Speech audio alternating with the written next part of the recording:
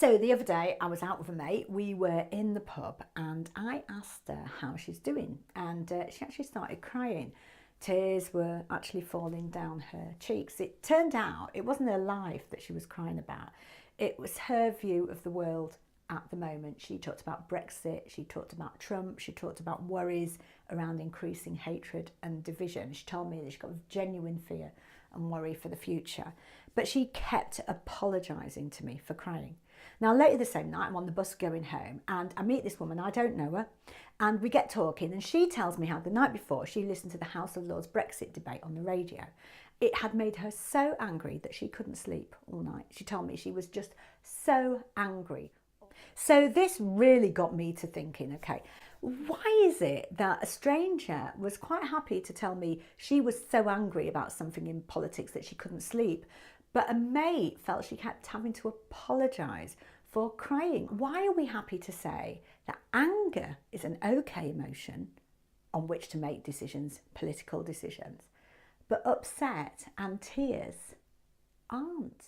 I've been thinking about this a lot, and the only conclusion that I can come to is that anger is seen as okay because it's quite a male response. It's hard, it's seen as assertive, it's somehow deemed to be a controlled emotion. But crying, well, that's just a bit crappy, isn't it? It's just a bit girly, it's a bit out of control. But from where I sit, I actually think that crying is a far more positive response. In anger, we often just lash out. We're fixed. We want to batter down those who make us angry.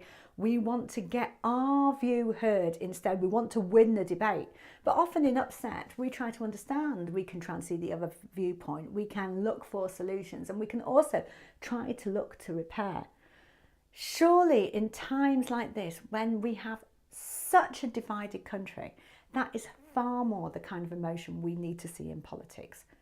We are where we are now because so many people feel that politics and politicians have left them behind, that their voices, issues and concerns just aren't heard or aren't being represented.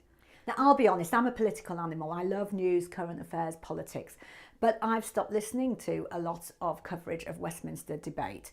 Let's take Prime Minister's question times, for example. It is just a pantomime. It's like a farmyard. I can't see that it holds anyone to account. I don't see that it achieves anything except entertaining MPs and the Westminster bubble. And to be completely honest, there is only so much dick waving that I can take. These are political times unlike no other. And whilst a lot of people are dead excited about Brexit, they can't wait for it, bring it on, we mustn't forget that also nearly half of those who voted in the referendum feel quite differently. And I have to say, I know lots of people who are seriously upset and worried about where the world is going at the moment. So in these times of division and of worry, I'm going to be honest, I will cry for joy the day that crying and upset becomes as normal an emotion that we see in our politicians and in the media as we currently see with anger. Bring it on, bring on the tears.